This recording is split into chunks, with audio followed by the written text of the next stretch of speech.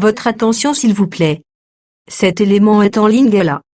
Contactez-nous pour savoir s'il est aussi disponible en la langue de votre préférence. Veuillez aussi noter qu'il est en audio uniquement, dépourvu de ce fait d'image originaire. christequality.com. Les cieux sont à la portée de votre main, juste par un simple clic de la souris. Évangileéternel.com. Le site de l'Évangile éternel. À présent, nous vous convions à suivre la rubrique Questions, réponses et partage. Retrouvez ici les réponses profondes et claires des ministres de Dieu à vos questions particulières qui vous troublent. Elle est présentée aujourd'hui par L'homme de Dieu, le prophète Médard Kiala, ministre de l'Évangile éternel. tous les enseignements du prophète Médard Kiala sont disponibles sur christequality.com/medarkiala.html. Bonne édification au nom de notre commun Seigneur et Dieu Jésus-Christ. Amen. Que le Seigneur Jésus-Christ apambola moko na moko. Tozozwa texte na biso d'abord mokolo lelo. Entre-temps, toko soulever na kati na koloba ba texte nyonso sito utilisé par la grâce de Dieu. Lolenge nzamba koyeba kosunga biso. Tozwi 1 Roi chapitre 3.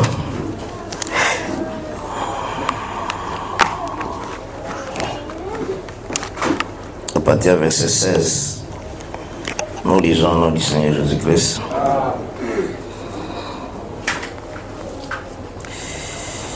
Alors, 2 femmes prostituées vinrent chez le roi et se présentèrent devant lui.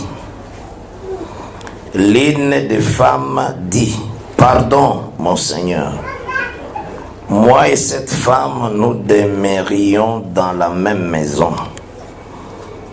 Et j'ai accouché près d'elle dans la maison. 3 jours après, cette femme a aussi accouché. Nous habitions ensemble. Aucun étranger n'était avec nous dans la maison. Il n'y avait que nous deux. Le fils de cette femme est mort pendant la nuit parce qu'elle était couchée sur lui. Elle s'est levée au milieu de la nuit. Elle a pris mon fils à mes côtés, tandis que la servante dormait. Ta servante dormait. Et elle l'a couché dans son sein. Et son fils, qui était mort, elle l'a couché dans mon sein. Le matin, je me suis levé pour allaiter mon fils. Et voici, il était mort. Je l'ai regardé attentivement le matin. Et voici, ce n'était pas mon fils que j'avais enfanté. L'autre femme dit: au contraire, c'est mon fils qui est vivant. Et c'est ton fils qui est mort. Mais la première répliqua: nullement, c'est ton fils qui est mort. Et c'est mon fils qui est vivant. C'est ainsi qu'elles parlèrent devant le roi. Le roi dit: l'une dit: c'est mon fils qui est vivant. Et c'est ton fils qui est mort. Et l'autre dit: nullement, c'est ton fils qui est mort. Et c'est mon fils qui est vivant. Puis il ajouta: apportez-moi une épée. On apporta une épée devant le roi. Et le roi dit: coupez-en de l'enfant qui vit et donnez-en la moitié à l'une et la moitié à l'autre. Alors la femme dont le fils était vivant sentit ses entrailles s'émouvoir pour son fils.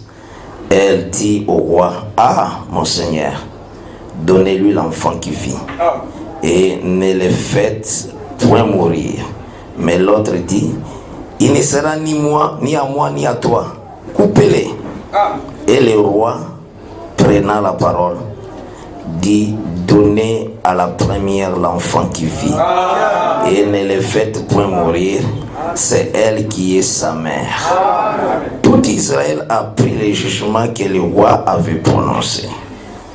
Et l'on craignit le roi, car on vit que la sagesse de Dieu était en lui pour le diriger dans ses jugements. Que le Seigneur ajoute ces lectures, c'est cette bénédiction à vos lectures.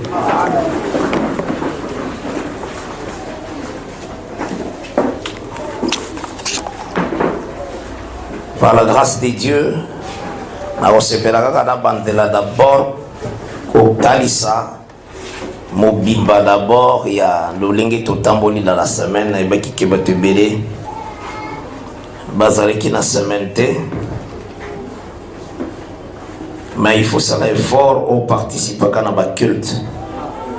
C'est très important, le culte. Et qu'on y ait makas. Notre thème est de travailler sur les saisons dans une année de grâce. C'est ça notre enseignement. Nakati na koloba na biso. Total ça est que fidèle na malobana ye. La fidélité du Seigneur est ça que l'homme peut être fidèle, mais l'Éternel est toujours fidèle. Alors, dans Romains 3, l'incrédulité de l'homme n'anéantira jamais la fidélité de Dieu. Ce que Dieu a annoncé et s'accomplissa quand Mobimba yango. Parmi Makamboya annoncé, Tozwaki Genèse 8, verset 20. Alors, tant que okomona mabele kozala, sema ina moisson ekolongwa kate. Eza Makamboya lobaki. Été na hiver ekolongwa kate.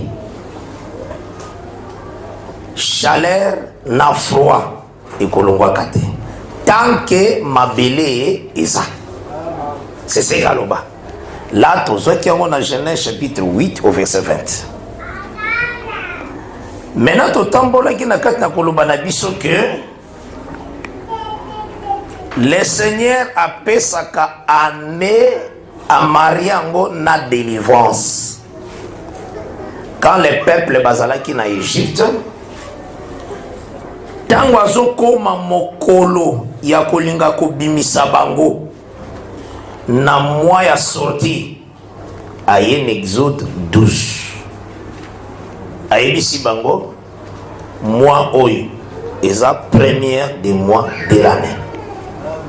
Donc il y a toujours délivrance na année. Bible eza bongo.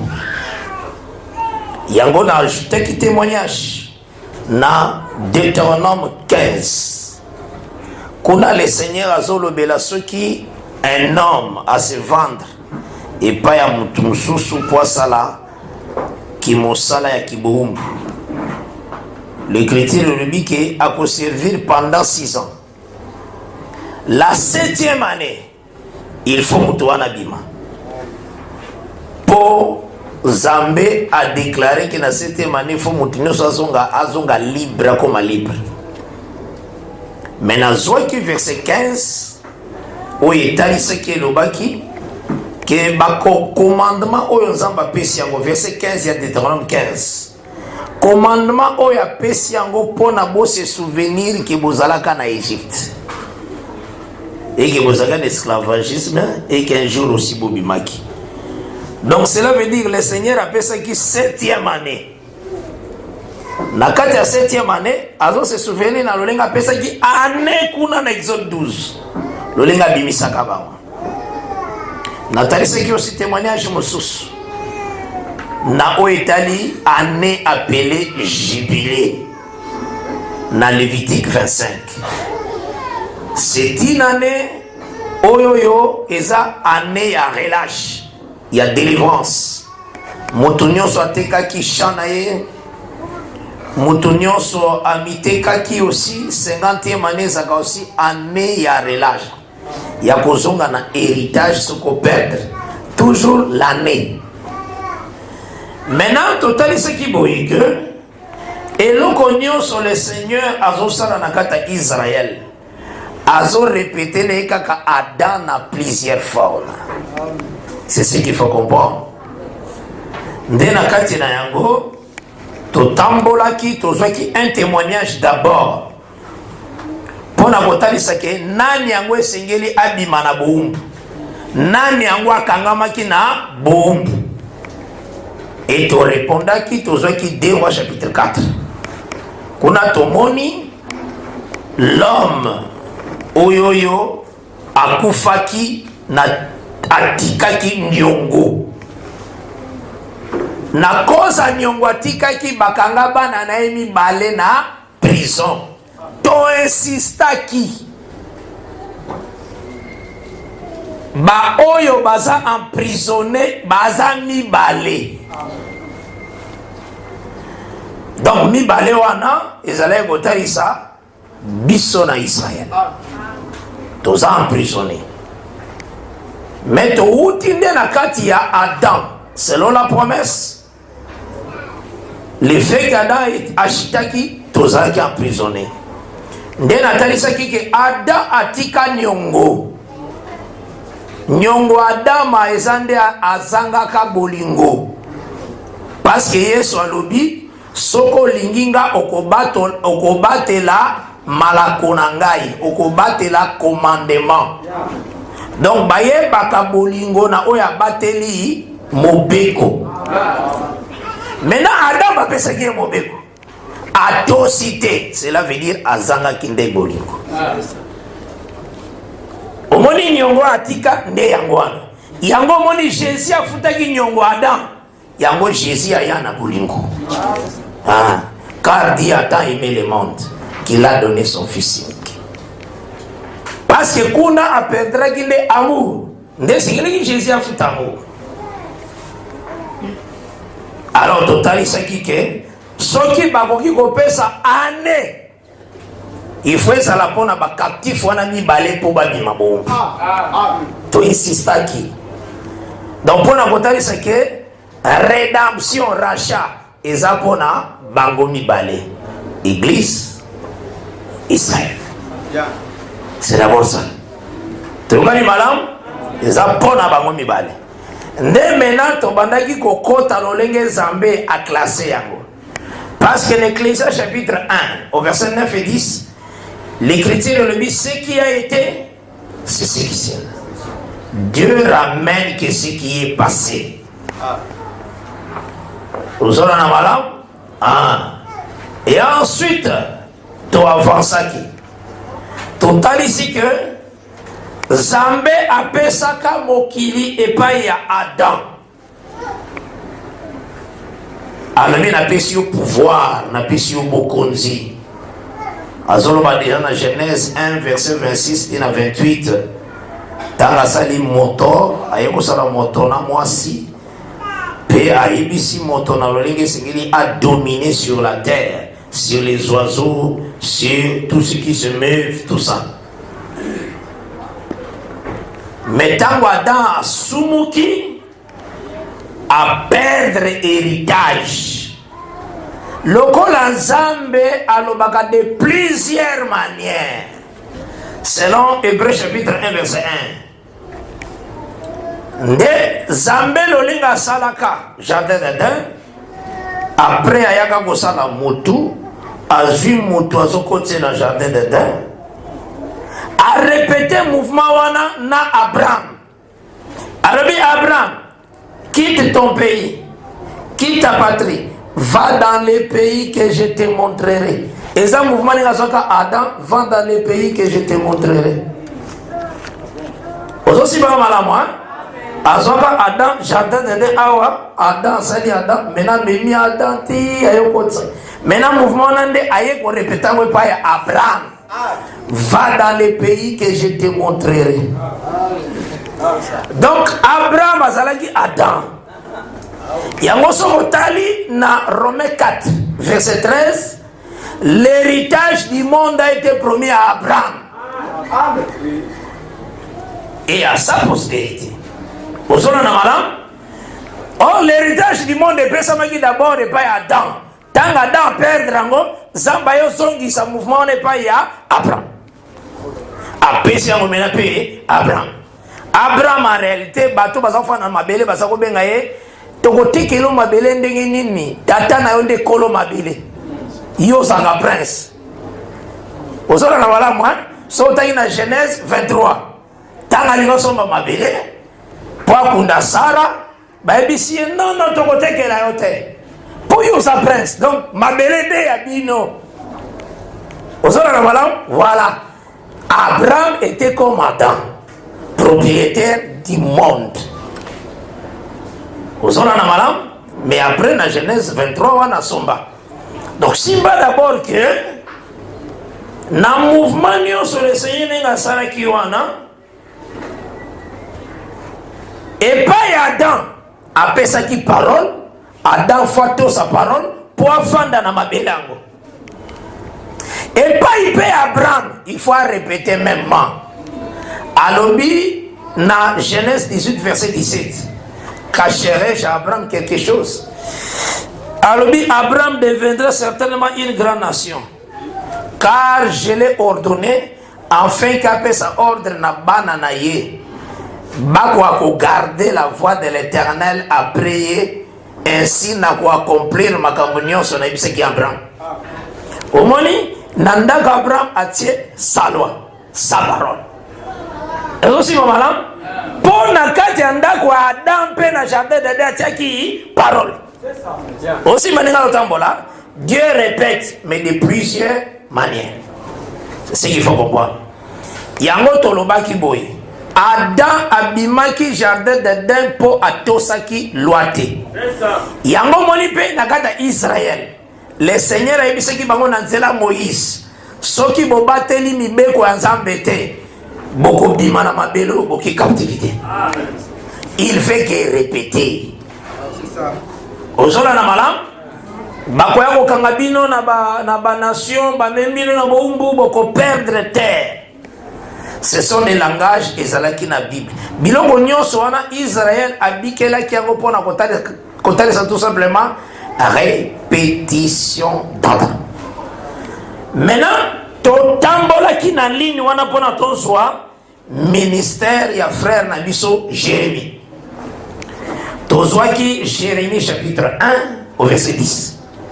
Kuna tomona ki le Seigneur a bengi Jérémie na musala alobi atindie po a extirper l'arbre. Donc a pikola nzete. Et puis, atindi epe pour allo nanzete wa pikolaki. Apessier des portions dans le ministère.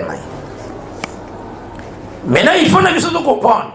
Nzete ni Jérémie fois picola. Là, tokendaki na psaume 80, na verset 9. Kuna balobi, l'Éternel avait arraché en Égypte un arbre. Zambé monga picola quand c'était en Égypte. Aïe a chassé ma nation. A chassé ma nation à l'air à Josué. Et puis a planté nzete naïe.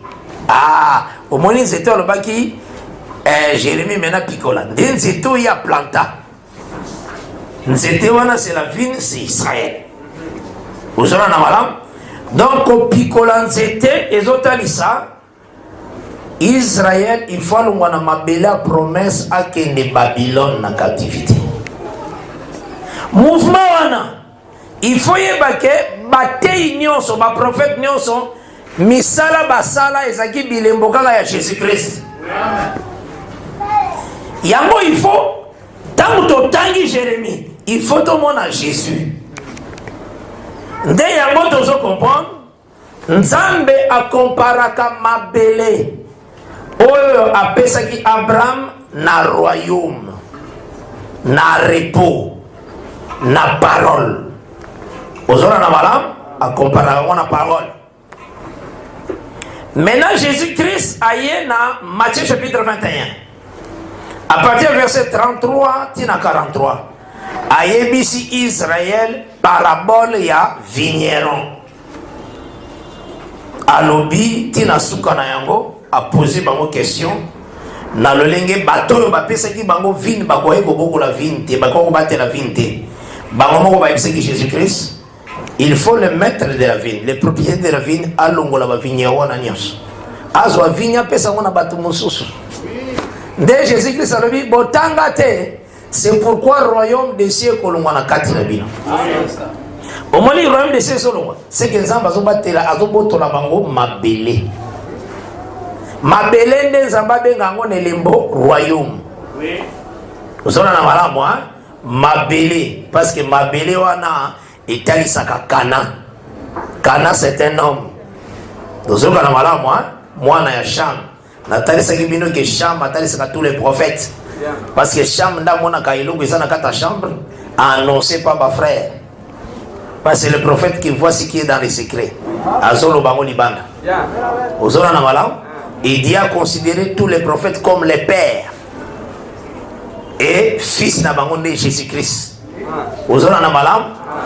Il faut y avoir Jésus-Christ, ça veut dire que toute plante que mon père n'a pas plantée sera déracinée.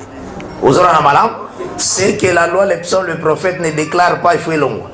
Vous avez un malam? C'est ça la parole de Dieu. À cause de la makambo, et comment qui peut accomplir. Mais Oeza yangote fogolongolango. Neti. Bataki loi bakoma ikoloba avant olia kaka foso kolaka maboko sinon ozala impur albi yango esa parole te on esa tradition humaine kosokola maboko esa ka pona hygiène mais esa te que loi moko ezala ki avant olia foso kolaka maboko non albi donc ça c'est une plante que le père n'a pas plantée yango aluka ki a déracinango ozona na malam bato zo simba na bango te. Donc ce qui n'est pas dans la loi, les psaumes et les prophètes, il faut ça déraciner. Yango atinda ki ba potre ba kende ko somba biloko akolia. Tant ba uto somba biloko akolia ba ye yokali kamba soloma. Ne dites-vous pas qu'il y a encore 4 mois avant que moisson y a. Alors lui déjà la moisson blanchisse. Moisson ezo ko comme déjà pembe. La moisson est ça déjà. Alors lui maintenant na ba pierre. Je vous ai envoyé moissonner. C'est ça. Je vous ai envoyé moissonner là où vous n'avez pas semé. Ce que la Bible, tant que je sais que disciple, disciple, moko tatikala ko bisale la bilangana e alakate. Oui, ba kapani. Disciple atamu ko bisale bilangana ete. Ba disciple nyoso bazako kotakana bilanga ya batu. Etalisaka nini? Etalisaka ke apostola ekoya na litea na yango moko te ekozwaka na kati ya ba prophète. Ekozwaka na kati ya ba Psaume, na kati ya ba Daniel, na kati ya ba Joël. Po na vie ya Jésus-Christ ndenge azalaki na ba disciple. Tomoni disciple moko ta misaleli bilanga na ye ti ekoli ya bando buka ezaka te. Bazako tambola kaka ensemble, ba moni bilanga, bakoti bazui déjà bilango mutu mususu alona. Verset tozana nga yangwana. Yango etalisaka ke enseignement ba apôtre et balana na ba prophète. Donc ba prophète balona. Kuna nde sekeli kozwa la parole. Osona na malam, okoki jamais kozwa la parole en dehors ya la loi des psaumes et les prophètes. Oyo koyana ngo wane kozala trouble la plante que le père n'a pas semée. Il faut la déraciner. Donc c'est que tous ceux qui le saisir na kotambola Jésus-Christ dans Matthieu 21 wana na verset 43 alors c'est pourquoi le royaume vous sera enlevé. Le royaume c'est la parole, le royaume c'est le fils. Ozona na wala cette terre là ezalaki na kombo ya mwana moko bazo benga Kana azamutu azamwana ya Cham mutu nde yende bapesaki la Bible ezalaki kozala mabele zakozwa kombo nde ya mutu. Ozona na malamu hein? Donc mabele zakotalisa nde mwana moko boy. Aussi malamu. Donc mabele wana ezaki elembo ya fils. Oyo ezotalisa royaume. Est-ce aussi malamu? Maintenant qu'est-ce qui se passe? Le Seigneur a longoli royaume na kati na bango.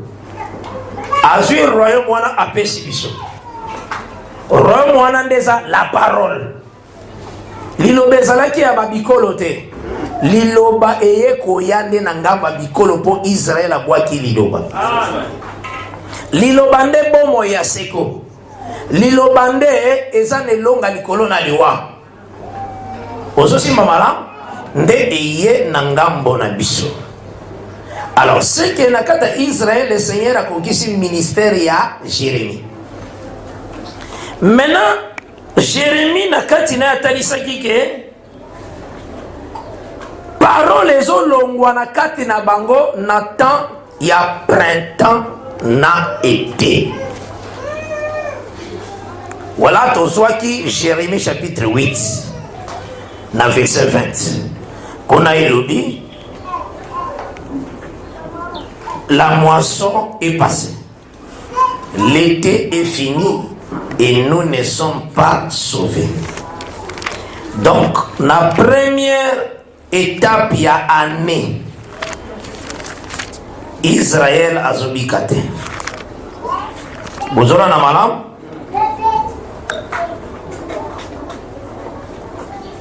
Jérémie 8 au verset 20. Je lis au nom de Jésus-Christ. La moisson est passée. L'été est fini et nous ne sommes pas sauvés. Aussi mi madame. Donc année bandaka na printemps. Tango printemps ezali printemps ezalaka na 3 mois na kati. Été ezalaka na 3 mois na kati. Automne ezalaka na 3 mois na kati. Hiver ezalaka na 3 mois na kati. Ezali année 12 mois. Ça va? Mais Genèse 8, 20 et bengi printemps, été, neti été. Et sangisi automne, hiver, neti hiver. Et tangaka été na hiver. Ça va? Maintenant, talaboy. Na printemps, ne pas que salema. Babomaka anio. Dieu ramène que ce qui est passé. D'autant que Jésus-Christ a koufi. Cela veut dire qu'Oufanaye, il faut inaugurer année, Kobanda année. Aux autres, parce que les sacrifices de l'agneau, ils font année. Toi aussi, maman. Mais tant que bandaka par rapport à printemps, moisson et Yakakobanda directement. Moisson en réalité, et bandaka moisson d'orge, après qu'il y ait une moisson de blé. Frère Kiala, pensez à moisson na ezoko tapani te na otiko ebiso Jean 4 atindaki ba disciple ba kene ko moissonner. Donc tant que te yaka to kendaka nde ko moissonner. Donc tozomona ba bilanga ba livre nyonso ya ba prophète eza ba bilanga. Mais na tant te ya nde tozokota na ba bilanga wana tozo moissonner. Nde moisson ezaka période ce qui pas que les moisson et bandi. Effectivement, tout le monde a moisson so banda ko banda acte de temps ba Pierre ba bandi côté. Tout moni Pierre akena bilanga Joël, akobuka na bilanga Joël. Parce que lobi tant ba mona ke ba tout balongwe basanga. Pierre lobi non ils ont malansanga te. Ezali troisième heure du jour. Likambo zo salema awa ezali kambo oyo prophète Joël anonsaki. Donc Pierre a uti ko buka na bilanga ya Joël pour faire comprendre le bateau d'ité. Vous avez la Pierre a l'obagi que place ya téléminde accomplissement likamba Joël té. Alors il faut que kuna nanda kuna bazako parler en langue bazo prophétiser bazo ba makamabité mabato. Mais Pierre place à télémaki verset lobaka Pierre a télémaki avec les 11. Donc, parler à Pierre, c'est que bana mibali, bana basité. Na chambre haute bazalaki 120. Ça va? Soki kaka balobaki, Pierre s'est mis debout avec les 119. Ici, le Seigneur qui sert Maria comme à ta pasteur église. Mais balobaki était que Pierre avec 119. Pierre tant tellement qui a tellement avec les 11. Donc chiffre 12 de tellement qui d'enseignement. Ça va? Balobi Pierre avec les 12, les 11. Maintenant, place il y a tellement qui. Kuna ezaneti selon le langage à Pierre. Kuna ezaneti 108 personnes. 108 personnes. Maintenant, je ba oyo bayaki kolobake ba meli masanga. Ndalo biteza masanga te oyo bozoka kuna nde accomplissement à Joël. Bozoka nini? Par la langue, prophétie et selon kama mitema na bino. Wana nde comme accomplissement à Joël. Oyo te, oyo eza Pierre avec les 11. Est-ce que vous comprenez madame? Wana nde. Wana bozoka kuna nde balobaki vos fils et vos filles prophétiseront. Wana oya ngawa te. Oya vos fils et vos filles. Eza weza na simananga. Ngaya wana telemi avec les 11. Batu ba comprendre l'écriture wana te. Kun soko su version na netali sa ke moi sa côté ya te. Ya solo. Ya solo. Ya ngonde ta sa moi sa côté ya te ka nenga lobi wana. Po zoloba awa ngana telemi avec les 11 na zoloba. Maintenant ba oyo wana kuna ndezala basi na bana mibali. Nde alobi wana kuna nde accomplissement Joël oyo te. Tu m'as compris na bango te? Ba wana nde accomplissement Joël. Wana nde balobaki vos fils et vos filles prophétiseront. Kuna nde. Nakata 108. Vous savez na mutatanga kama mona kate.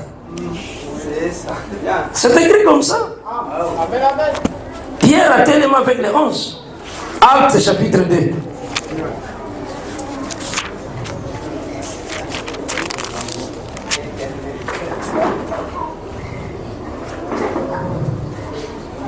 Verset 14.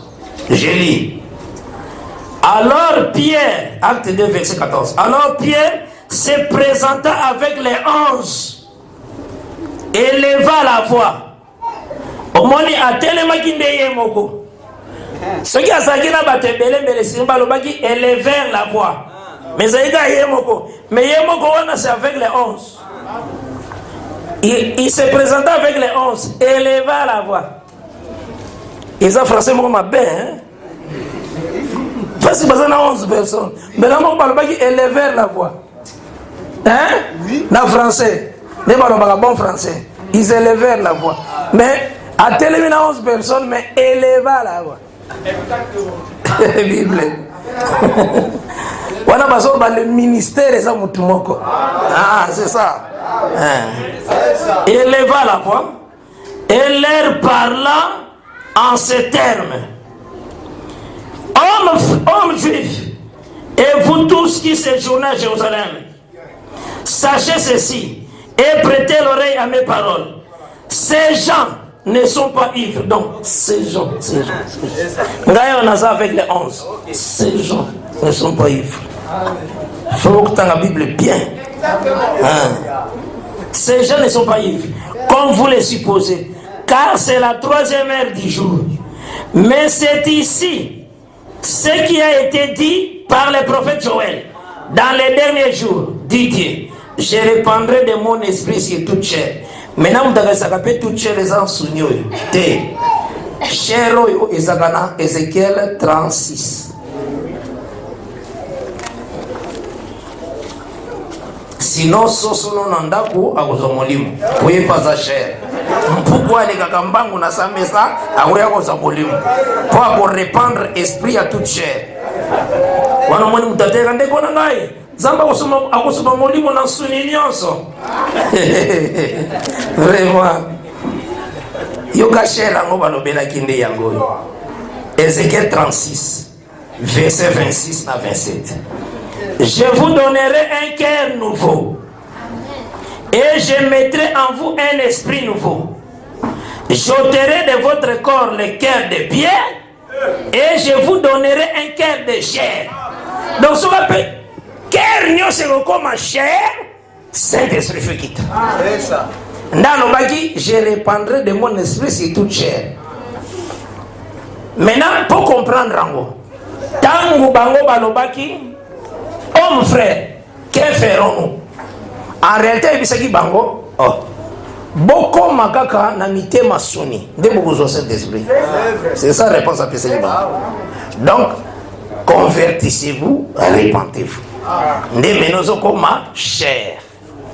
Ozona na malam, loko komika chair, Saint-Esprit fait quitter. C'est la promesse à Pesaki na Ézéchiel. Na oyo ezokoma parce que moto azondimela parole te azaka na cœur de pierre. Moto se reparti akomi chair. Ozona na malam?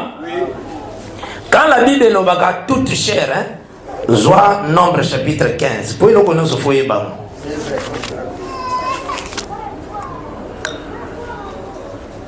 Celui qui va le toute chair.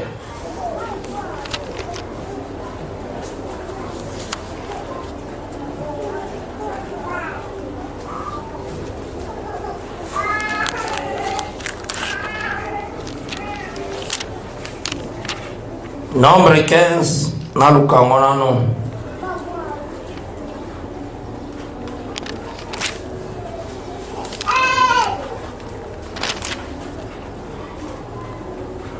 Nombre 18, verset 15. Nombre 18, verset 15. Merci Seigneur Jésus-Christ. Nombre 18, verset 15. Tout premier-né de toute chair. Maintenant, je vais expliquer toute chair. Ce qui n'est pas toute chair, il y a toute chair au Yanzoto. Hein? Je vais expliquer toute chair, il y a toute chair en Zoto. Vous avez la maladie, mais on a connu ça toute chair, il y a toute chair en Zoto. Maintenant, dans les sociétés, on a toute chair en Zoto. Dans la langue, on a toute chair en Zoto. Yango yao.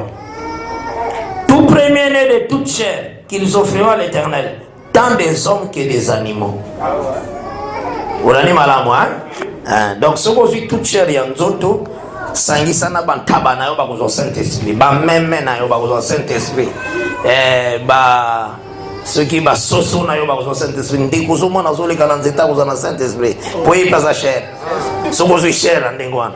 Parce que tant que toute chair ya chair yo, batangaka tant des hommes que des animaux. C'est ça la Bible. Si vous pensez à toute chair, nous allons parler de toute chair. C'est fini. Au quotidien des causes, on a il y a un nombre 18. À ça, on a toute chair. À toute chair, il y a moté, mais longue pierre. Et longue incrédulité. Et comme une conversion, c'est ça toute chair. On a combien de bâtiments à Mabé? Alors, banane bakokota mena. Parce que vous êtes à Mabé, vous êtes salé zate. Salé zate, vous êtes à Mabé.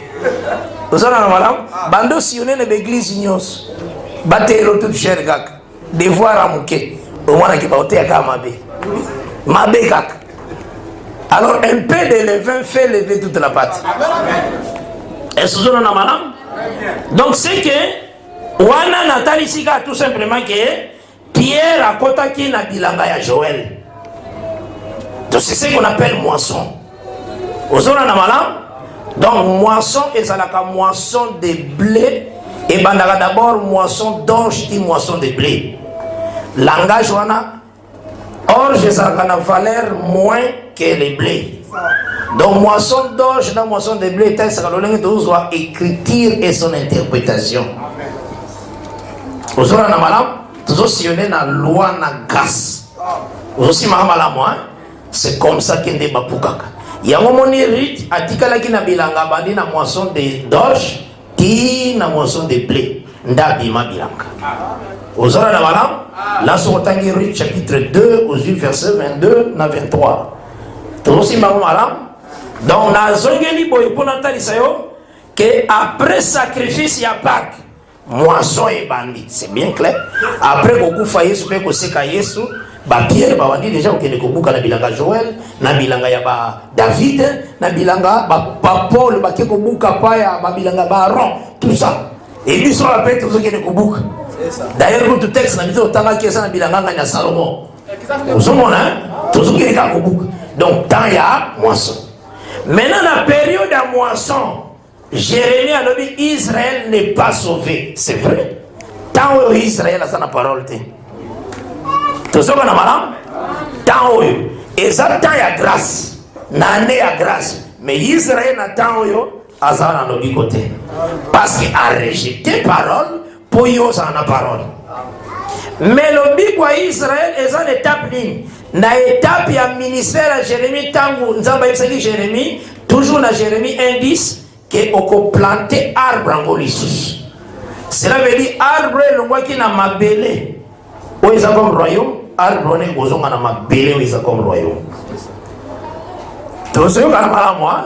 Ah, nde tozwaki arbre total c'est que ça peuple juif. Peuple juif dans basota Babylone. Kozonga bazosonga. Cela veut dire éteindre un ministère à Jérémie a mis balé sur pour qui ça m'a quoi planter encore l'arbre qui était déraciné. Maintenant, dès que tu as là, Israël a son qui n'a mabélé na ye quand tu as gagné madame. Dès que tu as Esdras chapitre 3 au verset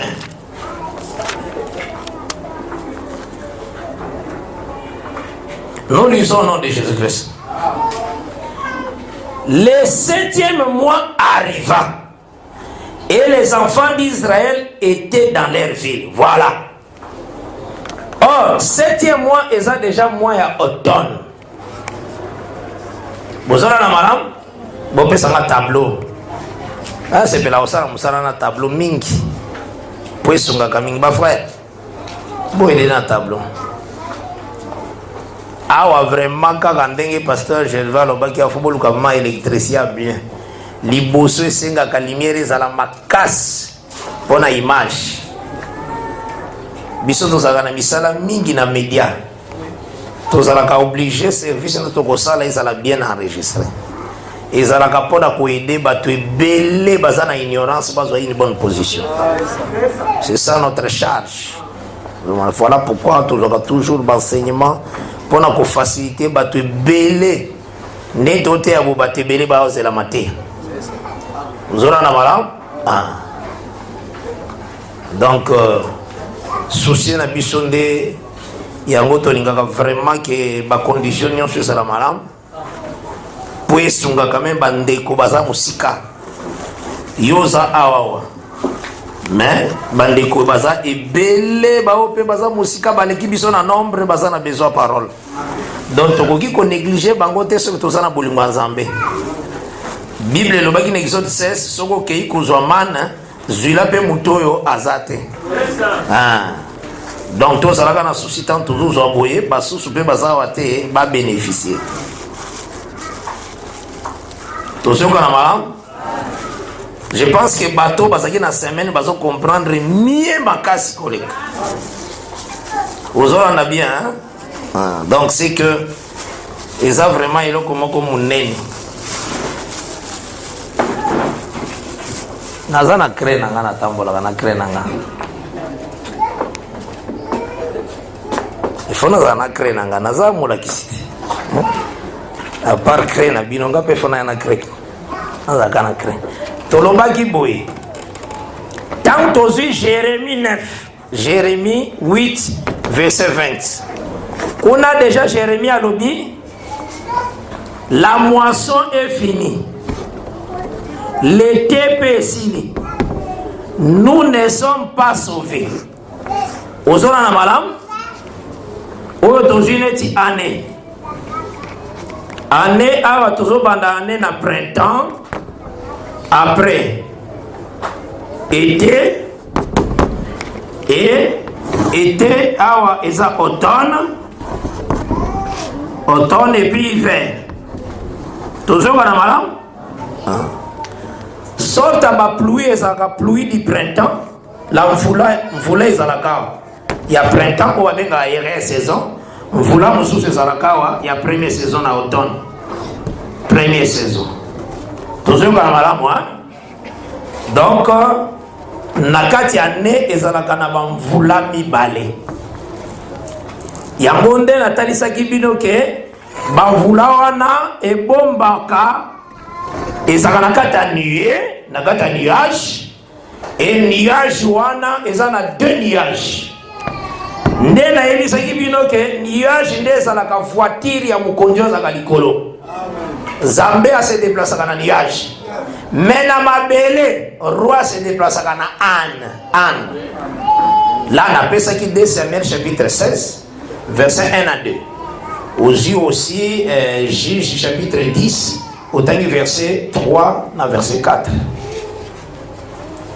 Donc, Anne et Nzambe, comme on a dit, nuée. ou bien nuage. Ça va?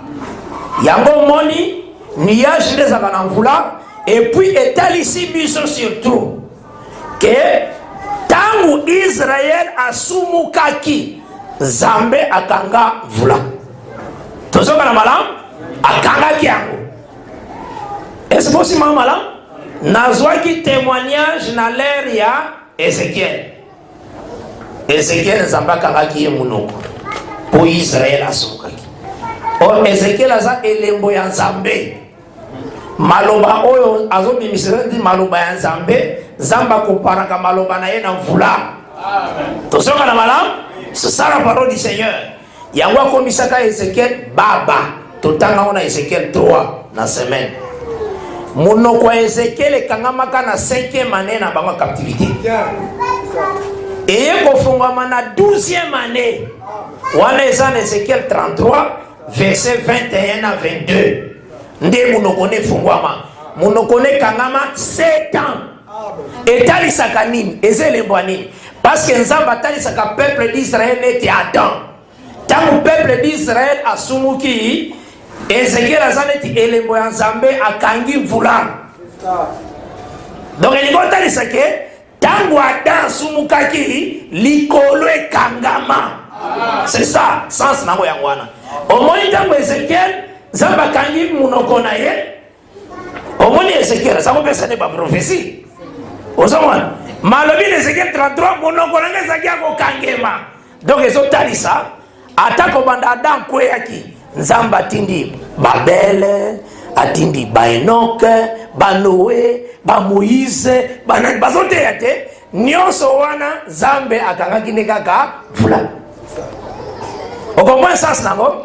Azo expliquer mon akata libota Israël akangi munoko Ézéchiel, mais Ézéchiel azo pesa ba message. Mais Ézéchiel a levé que monoko nanga zaki ko kangama. Donc azota ça le lenge Nzamba bomba parole, abattre la parole pour na chute ya Adam. Yango moni natali saki bino boye. Nié ya printemps. Yango des autres ça comme grâce. Donc grâce ya roi. Ça va? Nié ya automne. Et tel ça ganeti loi. Tozoka na malam. Les deux nié oyo. Zamba itilisa kayango. Hein? Et ça lokola omoni Abraham azalaki na bana mibale. Liloba Nzambe lobi azaki na bana mibale. Bazotanga na Genèse 25 te. Totanga na ndenge Galates 4 lobi. À partir du verset 17 tina verset à partir du verset 21 tina verset 27.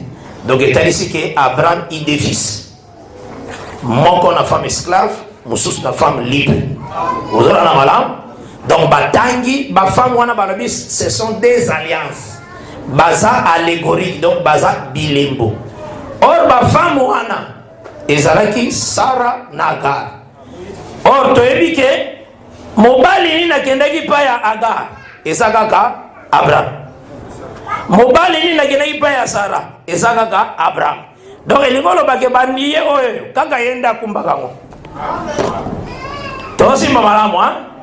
Mais na ngambo ya Agar a présentango elemboneti Moïse. Nda sala Moïse Nzambe lokola ye. Donc ça la Nzambe nda sakuna. Yepe Nzambe na ngambo koto. Osoka malam. Maintenant au moins tanga salaki ko ya posa la lèvre de la croix. Et c'est là que tali sake ndenge nazo ya bona sala musala croix. Nazo fongola ba anu anapona voulait descendre na église. Yango avant à côté à Jérusalem. Atindi bakende ko fongola 2 ans.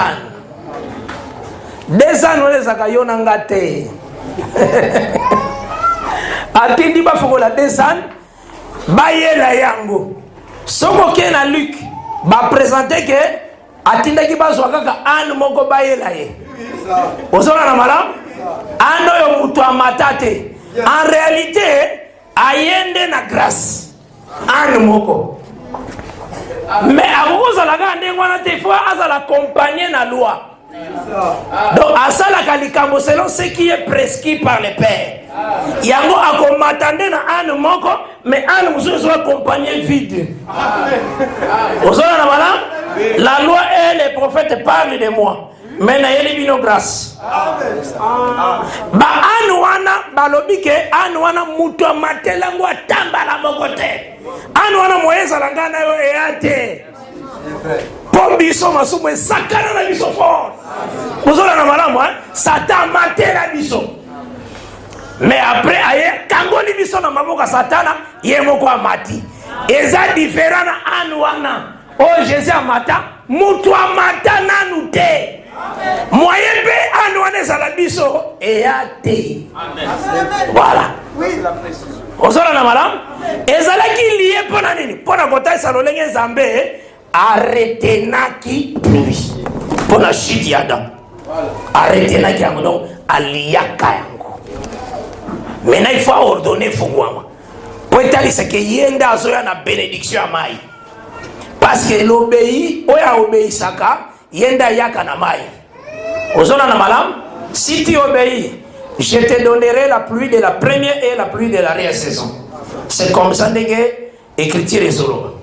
Ozona na malam. Maintenant, Jérémie a lobby que tanionso ya moisson bango Israël babi kite. Oui, c'est vrai.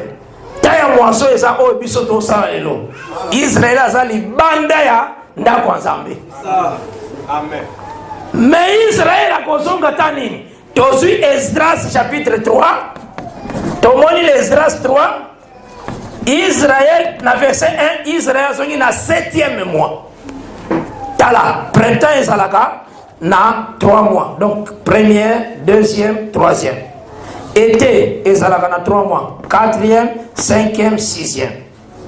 Automne et salaka na 3 mois. 7e, 8e, 9e. Hiver et salaka na 3 mois. 10e, 11e, 12e. Année Syrie. Ozona na malam? Mais Israël a besoin de mboka quand? Na 7e mois.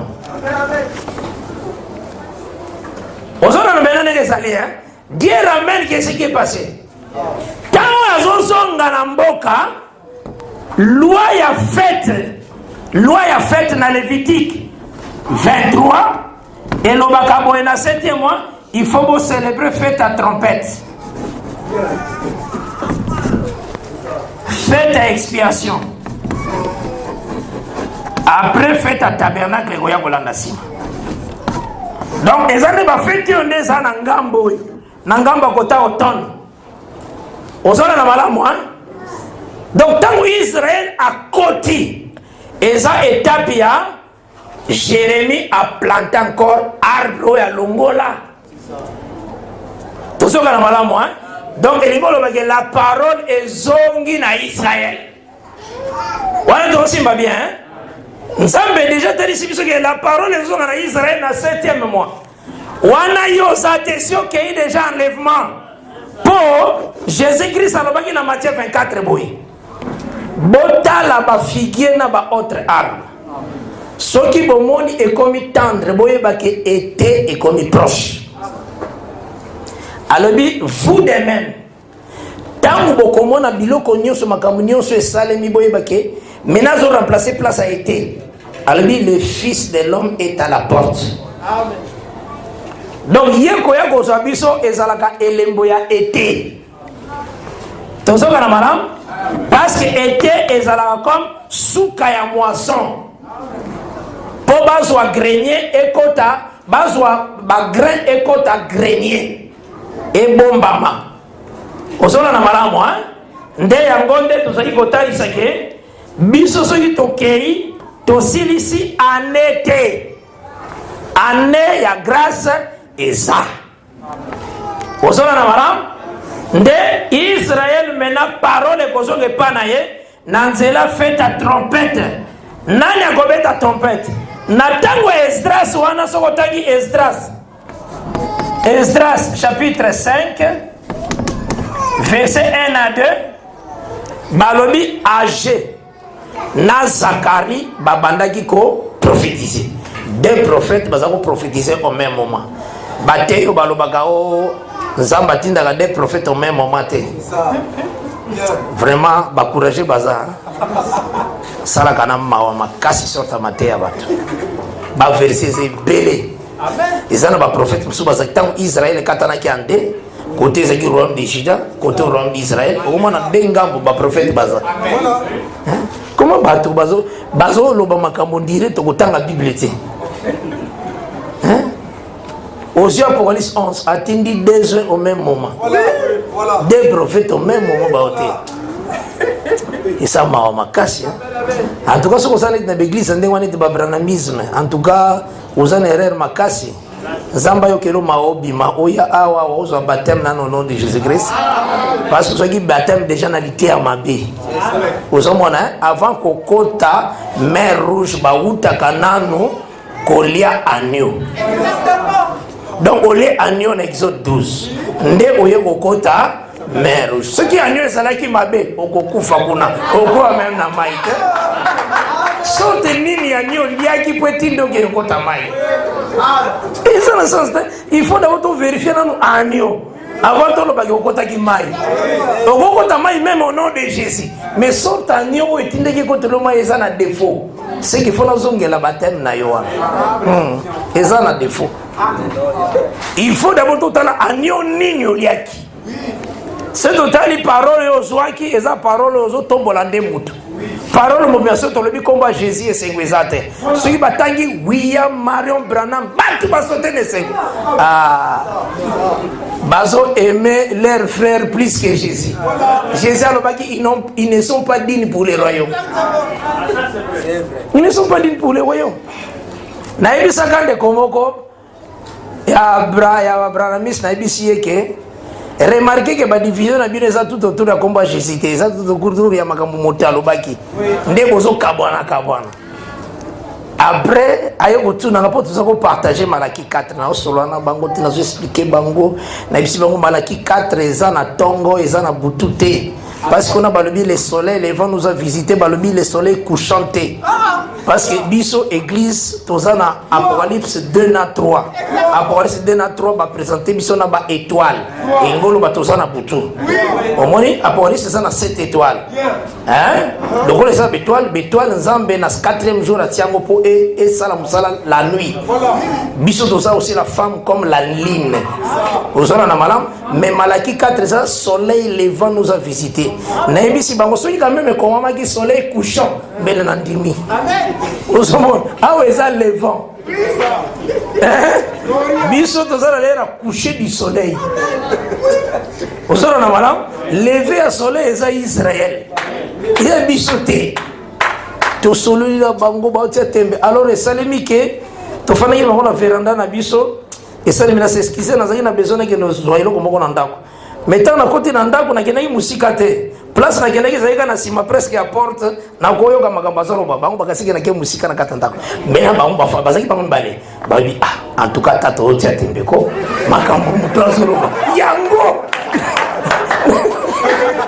D'ailleurs qui bango vraiment.